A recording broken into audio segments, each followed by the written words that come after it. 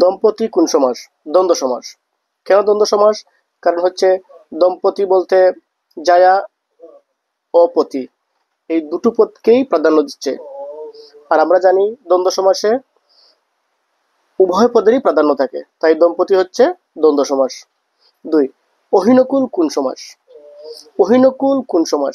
এটিও দ্বন্দ্ব সমাস। কেন? কারণ অহিনকুল এখানেও দুটি পদকেই পূর্বপদ এবং পরপদ দুটো পদকেই প্রাধান্য দিচ্ছে, সুতরাং এটি হচ্ছে দ্বন্দ্ব সমাস। 3 নম্বর কোনটি দ্বন্দ্ব সমাস? হাট বাজার। এই হাট বাজার হচ্ছে সমার্থক অর্থে দ্বন্দ্ব, কারণ হাট বাজারে এখানে পূর্বপদ এবং পরপদ দুটোকেই মানে দুটো পদকেই কিন্তু প্রাধান্য দিচ্ছে এখানে, সুতরাং এটি হচ্ছে দ্বন্দ্ব সমাস। 4 নীলাকাশ কোন সমাস? দেখো বন্ধুরা, এই নীলাকাশ হচ্ছে কর্মধারয় সমাস। কেন কর্মধারয় সমাস? কারণ হচ্ছে এখানে আমরা জানি বন্ধুরা, কর্মধারয় সমাসে সাধারণত মানে পরপদ প্রধান থাকে। এখানে এই যে নীলাকাশ, এই নীলাকাশে যে দুটি পদ আছে মানে পরপদটাই কিন্তু এখানে প্রাধান্য পাচ্ছে, মানে আকাশটাকে কিন্তু প্রাধান্য দিচ্ছে, সুতরাং নীলাকাশ সমাস হবে কর্মধারয় সমাস।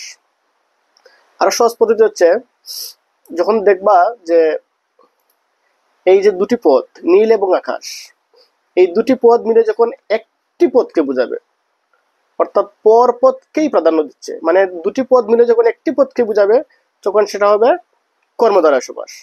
কিন্তু এই দুটি পদ মিলে যদি দুটি আলাদা আলাদা পদকে বোঝায় তখন সেটা হবে আবার দ্বন্দ্ব সমাস।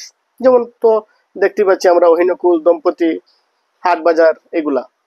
কিন্তু যদি এই দুটো পদ মিলে একটি পদকে বোঝায় তখন সেটা হবে কর্মধারয় সমাস। 5 80-20 কোন সমাস? 80-20টা হচ্ছে বহুব্রীহি সমাস। কেন বহুব্রীহি সমাস? কারণ